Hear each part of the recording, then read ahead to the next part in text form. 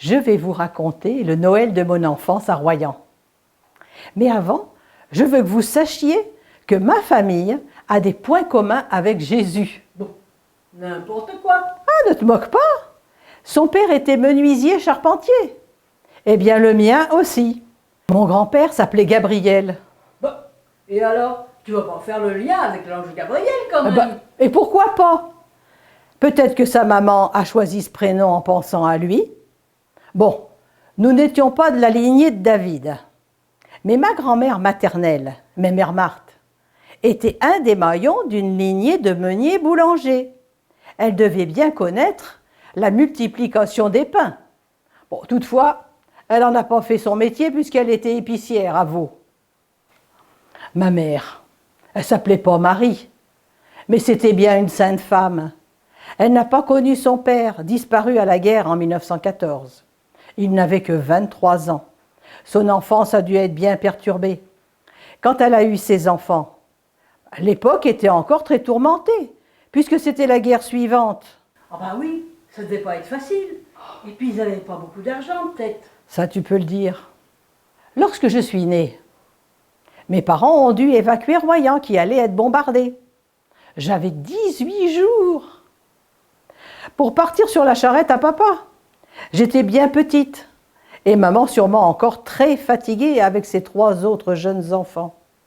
Marie et Joseph, lorsqu'ils ont dû partir en Égypte pour s'éloigner du roi Hérode, il avait quel âge Jésus? Il était certainement encore bien plus petit.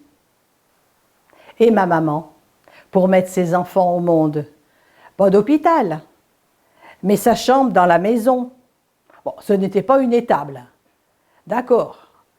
Mais est-ce que la sage-femme arrivait toujours à temps? Et les chambres, elles n'étaient pas chauffées. La dernière des enfants qui est née en décembre, il devait faire un peu frisqué. On n'a jamais entendu nos parents se plaindre. Oui, mais alors, et vos Noël, alors c'était comment? À la maison, on ne parlait pas de l'Avent.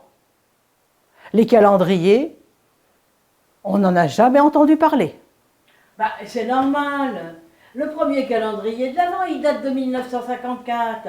Comment voulais-tu que cette information parvienne jusqu'à vous à Royan? Vous n'aviez même pas le téléphone, ni la télévision d'ailleurs. Bah, ça, c'est bien vrai. Alors, nous avons toujours eu un sapin à la maison. Mais il y a un mystère. Le soir de Noël, on mettait nos souliers, il n'y avait rien. Il n'y avait pas de sapin, il n'y avait pas de décoration.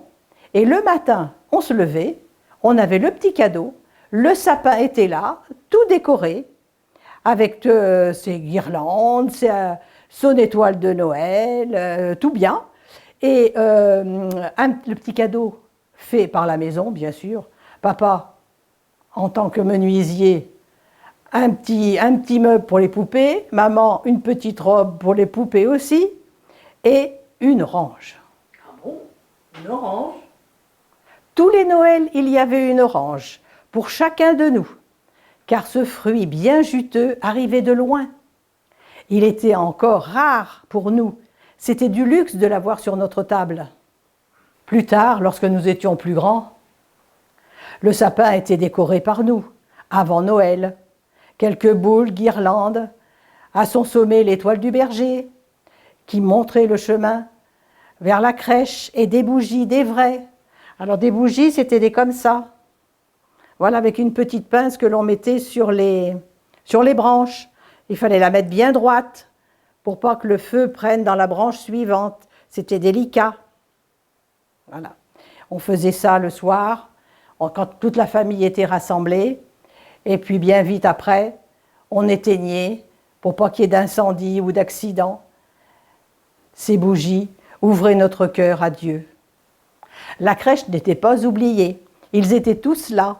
Le bœuf, l'âne, les moutons, Marie-Joseph, le petit Jésus. Il était caché et il réapparaissait le lendemain. Nous sortions notre cantique, louange et prière, et avec maman, nous entonnions des chants. Mon beau sapin, il est né le divin enfant, la marche des anges. Puis nous allions à la veillée de Noël, au temple. Et comme notre papa était catholique, nous allions ensuite à l'église Notre-Dame, assister à la messe de minuit.